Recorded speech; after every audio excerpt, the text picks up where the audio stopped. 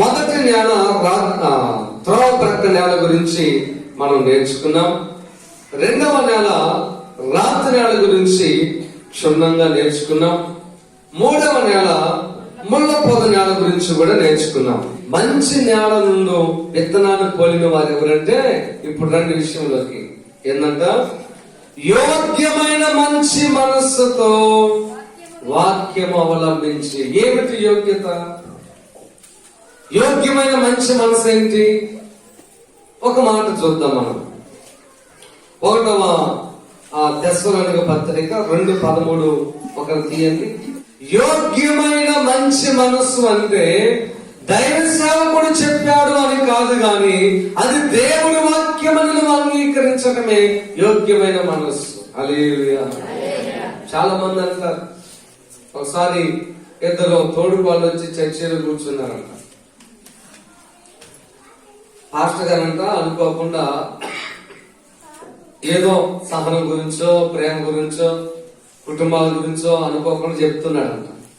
వెనకామంటుందంట, అన్న ఇంకా బాగా చెప్పన్నా, మొత్తం దానికేలే, దానికి సంబంధించిందేలే, భలే తగిలింది ఈరోజు వాక్యం, ఎక్క కుదిరిందిలే ఎట్లా అంటున్నా. అట్లాగే ఇప్పుడు కూడా నువ్వు భావిస్తే అది యోగ్యమైన మనస్సు కాదు. అది దేవుడి సేవకుని యొక్క సొంత మాటలు కాదని నువ్వు గుర్తించడమే యోగ్యమైన మనస్సు. అప్పుడే నువ్వు ఫలించగలుగుతావు, అప్పుడే నువ్వు భక్తులు నిలబడగలుగుతావు, అప్పుడే నీ పట్ల దేవుడి సంకల్పం ఏంటో నీకు దేవుడు బయలుపరుస్తాడు, అప్పుడే దేవుడి ప్రత్యక్షతలు నీకు వస్తాయి, అప్పుడే దేవుడి కృపలో నువ్వు నడుస్తావు. యోగ్యమైన మంచి మనసు అంటే చెప్పండి, అది నా వాక్యం కాదు, దేవుని వాక్యం అని నమ్మటం.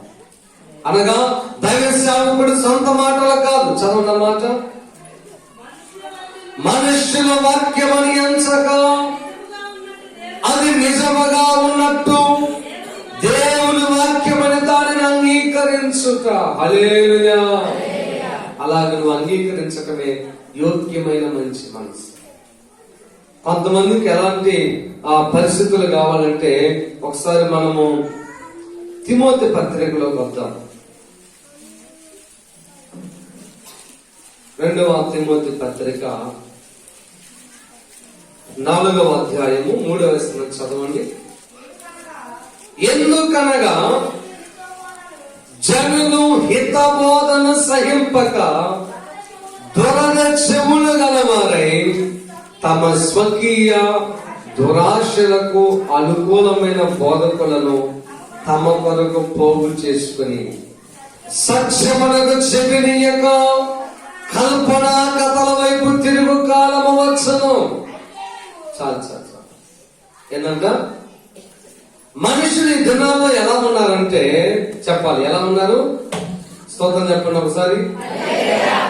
ఎలా ఉన్నారు? దురద చెవులు, అక్కడ వ్రాయబడి ఉంది. జనులు హితబోధన సహింపక. హితము అంటే మంచి లేక ఆరోగ్యకరమైన బోధ. దేనికి ఆరోగ్యకరమైన? ఆత్మకు. హితబోధన సహించక అనగా నీ ఆత్మను అభివృద్ధి పదములో నడిపించేటువంటి, మస్తును దూరపరిచేటువంటి ఆ వాక్యాన్ని మాత్రం వినటానికి హితబోధన ఇష్టపడరంట, సహించరంట. అది యోగ్యమైన మంచి మనసు కాదు. ఒకవేళ నీలో త్రాగుడు ఉంది, ఈరోజు త్రాగుడు గురించి దేవుడు మాట్లాడాడు, నువ్వు అనుకోవాలి, నిజంగా ఈరోజు ప్రభు నాతో మాట్లాడాడు, నేను దీని నుంచి జయము పొందాలి, దీని నుంచి నేను విజయాన్ని సంపాదించుకోవాలి అనేటువంటి ఆలోచన నీకు కలగాలి. అది మంచి మనస్సు. హల్లెలూయా. స్తోత్రం చెప్పండి గట్టిగా. కనుక ప్రియమైన దేవుని బిడ్డలారా, జనులు హితబోధన సహింపక దురద చెవులు గలవారై. దురద చెవులు అంటే చెప్పండి, స్టాండర్డ్ గా ఒకే విధమైనటువంటి బోధకు ఇష్టపడదు, స్టాండర్డ్ గా ఆత్మ సంబంధమైన బోధ మీద దృష్టి పెట్టడం, ఒక నడిపింపు కింద ఎదగలేరు, ఒక క్రమశిక్షణలో ఎదగలేరు, ఒక పద్ధతిలో ఎదగలేరు. వీళ్ళు దురద చెవులు గలవారు. అన్ని రకాలైనటువంటి బాధలు ఈ చెవుల్లోకి పోతున్నారు. లేకపోతే చెవులు జరబెట్టినట్టుగా అనుకుంటాం. అది వినకపోతున్నాయి, ఈ రోజు అది వినకపోతున్నాయి, ఇది వినకపోతున్నాయి, అలాగ నీకు అనిపిస్తా ఉంటారు. దురద చెవులు గలవారై తమ స్వకీయ దురాశలకు అనుకూలమైన బోధ. అంటే ఇక్కడ ఉన్నటువంటి ప్రజలందరికీ అనుకూలమైన బోధ. కనుక ప్రియమైన సంగమా, దేవుని బిడ్డలారా, మంచి మనస్సుతో నీవు యోగ్యమైన మంచి మనస్సుతో వాక్యాన్ని వింటే నీవు 100 ఫలితం పొందుకుంటావు. మంచి జ్ఞానాన్ని విత్తబడిన వ్యక్తి ఎవరంటే యోగ్యమైన మంచి మనసుతో వాక్యం వినటం. ఏమిటా యోగ్యత అంటే చెప్పండి, కల్పనా కథల వైపు మనం తిరగకుండా ఉండడం, దురద చెవులు లేకుండా ఉండడమే. ఇది దేవుడు నాకు చెప్పిన వాక్యం. అర్థమవుతుంది మీకు? అర్థం కాదు. హల్లెలూయా. యోగ్యమైన మంచి మనసుతో వాక్యాన్ని విని అవలంబించే వాళ్ళు మంచి జ్ఞానాన్ని పోలిన విత్తనాన్ని పోలిన వాళ్ళు ఎలా ఫలిస్తారంట? 30 అంతులుగా, 60 అంతులుగా, 100 అంతులుగా. ఆ 100 అంతుల ఫలితం మనకు రావాలంటే యోగ్యమైన మంచి మనసు మనం కలిగి ఉండాలి. ఏమిటా యోగ్యమైన మంచి మనసు అంటే? ఒకటి చెప్పండి, ఆ వాక్యము నా వాక్యము అంటే పాస్టర్ గారిది కాదు, దేవుని వాక్యం అని నీవు నమ్మటం, అంగీకరించాలా. హల్లెలూయా. అది మొదటిది. రెండోది, హితబోధన సహింపక దురద చెవులు గలవారై ఉండకూడదు. దురద చెవులు, ఒక క్రమమైన వాక్యపు నడిపింపు ఇష్టపడినటువంటి చెవులు, దురద చెవులు లేకుండా ఉండడం. మూడవదిగా, స్వకీయ దురాశలకు అనుకూలమైన బోధకులను ఇష్టపడటం.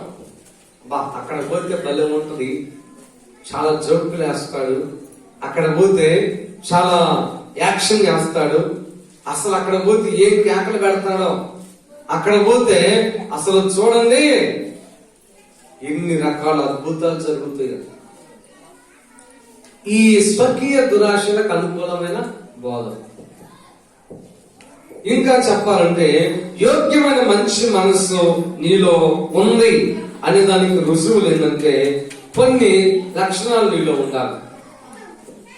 ఏంటంటే నీలో కఠినమైన మనస్సు ఉండకూడదు. ఏమన్నా కూడా చెప్పండి. యోగ్యమైన మంచి మనస్సుతో వాక్యం నీ హృదయంలో పనిచేయాలంటే కఠినమైన మనస్సు ఉండకూడదు. ఏ మనస్సు చెప్పండి? కఠినమైన మనస్సు అంటే ఎంతకాలం వాక్యం విన్నా నీకు కన్నీరు రావు, ఎంతకాలం వాక్యం విన్నా నీ హృదయంలో ఉన్న బండలు పగలవు, ఎంతకాలం వాక్యం ఉన్నా మరల నువ్వు అదే చేస్తావు. ఎంతకాలం వాక్యం ఉన్నా గాని ఆ కఠినమైనటువంటి మనస్సు నీలో నుంచి పోదు. మళ్ళా పట్లాట్లు, మళ్ళా పోట్లాట్లు, మళ్ళా తాగాదులు, మళ్ళా రోషాలు, మళ్ళా అన్ని మామూలు. కనుక కఠినమైన మనస్సు నీలో ఉంటే నీది యోగ్యమైన మనస్సు కాదు, నీది మంచి నేల కాదు, నీలో దేవుని వాక్యము ఫలించదు. కనుక ప్రియమైన దేవుని బిడ్డలారా, ఒకవేళ కఠినమైన మనసు ఉందేమో తీసేసుకో. భార్యకి ఎంత బాగలేకపోయినా ఈ కఠినమైన మనసు గల వాళ్ళకి కరగదు హృదయం. పిల్లలకి ఎంత బాగలేకపోయినా ఈ కఠినమైన మనసు కలిగిన వారికి హృదయం కదలదు.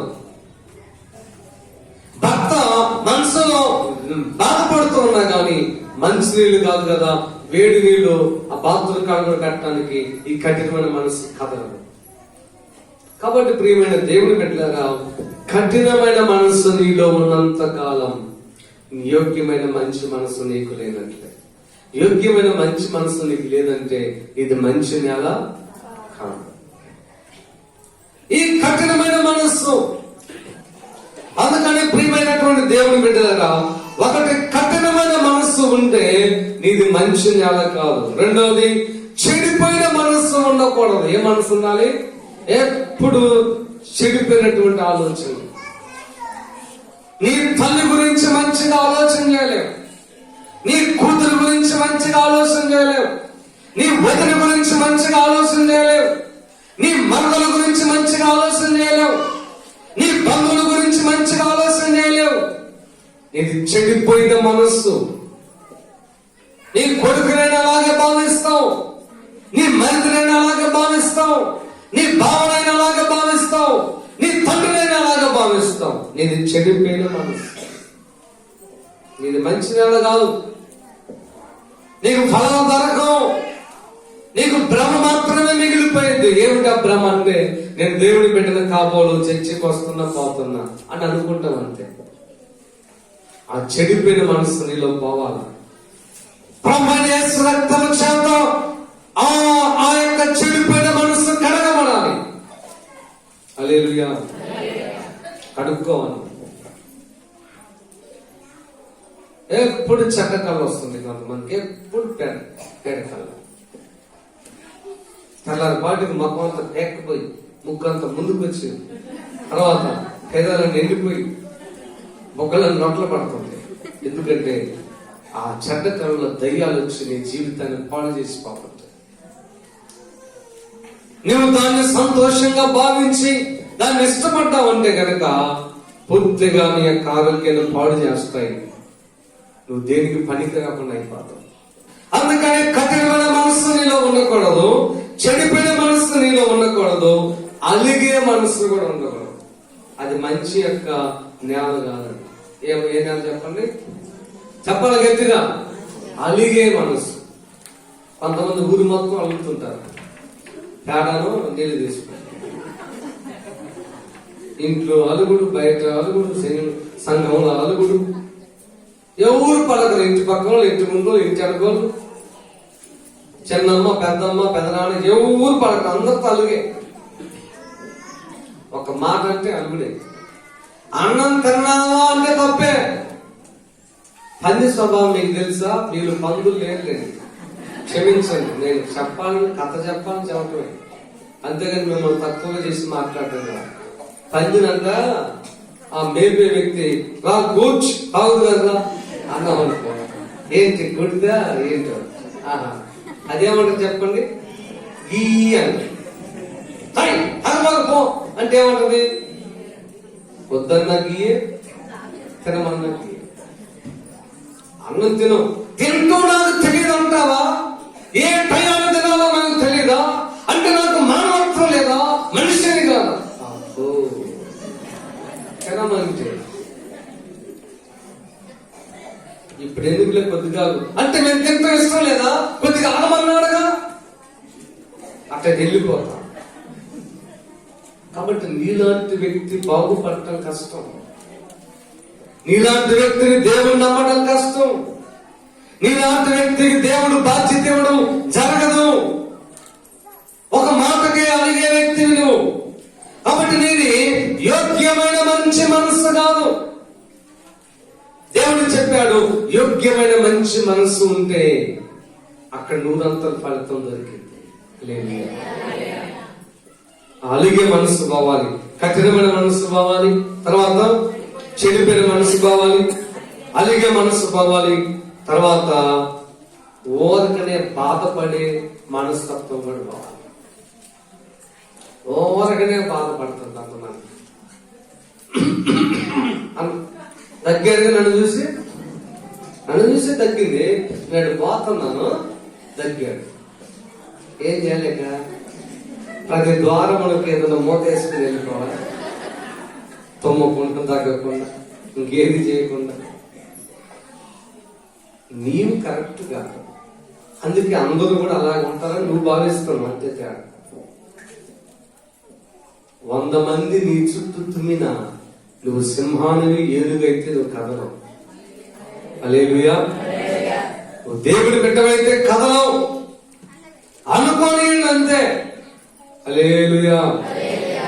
అందుకే చాలాసార్లు చెప్పాను, మరలా చెప్పాను, నిన్ను చూసి తుమ్మేవాళ్ళు, నిన్ను చూసి తగ్గేవాళ్ళు, నిన్ను చూసి కేకరిచ్చేవాళ్ళు, నిన్ను చూసి ఎగతాలు చేసేవాళ్ళు, వాళ్ళ స్థానం ఇప్పుడు నీ వెనకే, నువ్వు ముందెళ్తావు అనుకో. నువ్వు మరలా కొన్ని సంవత్సరాల తర్వాత చూస్తే వాళ్ళు అదే పని చేస్తూ ఉంటారు. కానీ నువ్వు మాత్రం నీ వ్యాపారంలో, నీ సేవలో, నీ సంఘంలో, నీ కుటుంబంలో, నీ ఉద్యోగంలో నువ్వు రాణించుకుంటూ పోతా ఉంటావు. అయితే నువ్వు ఊరకనే బాధపడుతున్నావు అనుకో, వాళ్ళు కుడి నువ్వు ఎడమ అవుతావు, రెండు ఒకటైపోరు, దొందే. హల్లెలూయా. గట్టిగా స్తోత్రం చెప్పండి. యోగ్యమైన మంచి మనస్సు అంటే కఠినమైన మనస్సు ఉండకూడదు, చెడిపోయిన మనస్సు ఉండకూడదు, అలిగే మనస్సు ఉండకూడదు, బాధపడే మనస్సు ఉండకూడదు, అపార్థం చేసుకునే మనసు కూడా ఉండకూడదు. ఏం చెప్పండి? అపార్థం. ఏం చేసుకున్నా అపార్థం చేసు, ఏ కాల్ చేసినా అపార్థం, ఏం చెప్పినా అపార్థం. నీకు అపార్థమైన రోజు నీ జీవితానికి అర్థమే లేకుండా పోయింది. వాక్యం నీకు ఎప్పుడు అపార్థం కాకూడదు. అందుకే వాక్యం ఏముందంటే, యోగ్యమైన మంచి మనసుతో వాక్యాన్ని అవలంబించినటువంటి వ్యక్తి ఫలాలు పొందుకుంటారు. హల్లెలూయా. గట్టిగా స్తోత్రం చెప్పండి. అందుకని ప్రియమైన దేవుడి బిడ్డలారా, ఇది చాలా మందిలో ఉన్నటువంటి ఒక చెడ్డ లక్షణం. చాలా మందిలో ఉంటది. ఏంటంటే చెప్పండి, అపార్థం చేసుకోవడం. ప్రతిదాన్ని అంటే అభ్యంతర పడిపోవడం. ఒకసారి యేసు ప్రభువు ఒక మాట చెప్పాడు.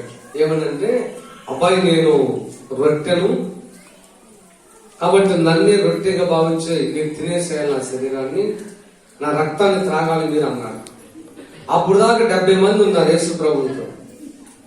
ఈ మాట ఎప్పుడైతే ఆయన చెప్పాడో, ఇదేందుకు ఇప్పుడు దాకా బాగానే ఉంది చెప్పండి, ఇప్పుడేమో రక్తం తాగమంటున్నాడు, తర్వాత శరీరం తినమంటాడు. ఆయనకి పిచ్చి వేసిందా, మనకి పిచ్చి ఉందని అనుకుంటున్నాడా అని చెప్పి ఎంతమంది పోయారు?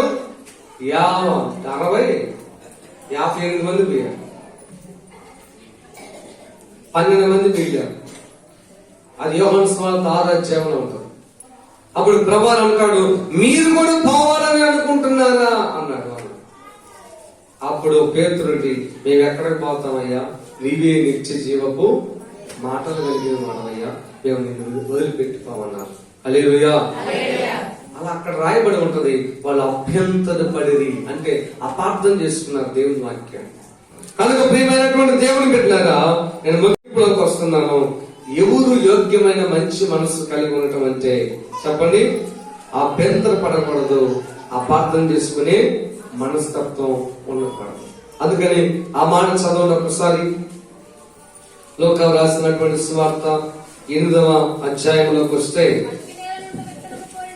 మంచి నేల నుండి విత్తనమును పోలిన వారెవరనగా, యోగ్యమైన మంచి మనస్సుతో వాక్యమును విని దానిని అవలంబించి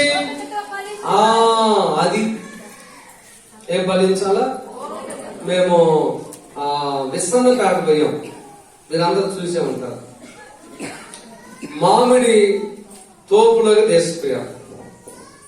మామిడి తోపు అంటే మీ అందరూ తెలుసుగా, తీసుకుపోయారు. అది వాళ్ళ యొక్క పొలం, ఒక 10 ఎకరాలు దాకా ఉంటుంది. మొత్తం మామిడి చెట్లే. ఆ చెట్ల గురించి వాళ్ళు చెప్తూ, ఒక చెట్టు 25 సంవత్సరాలంట, ఒక చెట్టు 20 సంవత్సరాలంట, అట్లా చెట్టుకి వయసు చెప్తున్నారు. మరలా ఏమన్నారంటే, ఇంకొక 10-15 సంవత్సరాలు ఈ చెట్టు బతికే ఉంటదన్నారు. అంటే చెట్టు ఎప్పుడైతే మొలుస్తుందో పంట వెంటనే రాదు, కానీ ఓపికతో ఫలిస్తూనే పోవాలి. హల్లెలూయా. ఫలిస్తూ పోవాలి, ఓపిక కలిగి ఉండాలి. హల్లెలూయా. ఓపిక కలిగితే నీకు ఫలితం ఉంటది. ఓపికతో ఫలించు, ఓపికతో ఫలించు. యేసయ్య ఒక చెట్టు వేశాడు, ఇంకా ఫలం రాలేదు. మళ్ళా అనుకున్నాడు, రాళ్ళు తీసేద్దాం అనుకున్నాడు, నీళ్లు పెట్టాడు, కంపేశాడు, ఏ సెక్యూరిటీ వేశాడు. కాబట్టి ప్రియ దేవుని బిడ్డలారా, ప్రభువానికి ఎంతో ఓపిక ఉంది నీ పట్ల. హల్లెలూయా. నువ్వు ఫలిస్తావని, అని నీకే ప్రభు పట్ల ఓపిక లేదు. చాలా మంది అంటారు, ఇంకేందయ్యా ఎంతకాలం పాత్రలకు వస్తే నా కడుపులో నొప్పి తగ్గిందా? నీకు ఓపిక లేదు. ఎంతకాలం ప్రార్థనకు వచ్చా, నాకు ఇల్లు అన్న కట్టగలిగానా? యేసయ్య ఎప్పుడన్నా పీకేశాడు ఇల్లు? దేవుడు చెప్పాడు కట్టుకోవద్దని. నువ్వేం తాగుతూ పాడు చేస్తుండాలి, పొదుపు లేకుండా వెచ్చలవిడిగా ఖర్చు పెట్టాలి, నీకే ఇల్లు కట్టాలి. ఏసై వచ్చి నిలబడి సిమెంట్ రాళ్ళు ఇసుక తీసుకొచ్చి టాపీ తీసుకొని ముద్ర శుద్ధి కట్టి పెట్టాలి, పాడపంతో సహా. ఈ బుద్ధి లేకపోతే సార్ ఓపికతో ఫలించుడి. అందుకని ఆ మాట చదవండి. మంచి నేల నుండి విత్తనములు పోలిన వారు ఎవరనగా మంచి మనస్సుతో.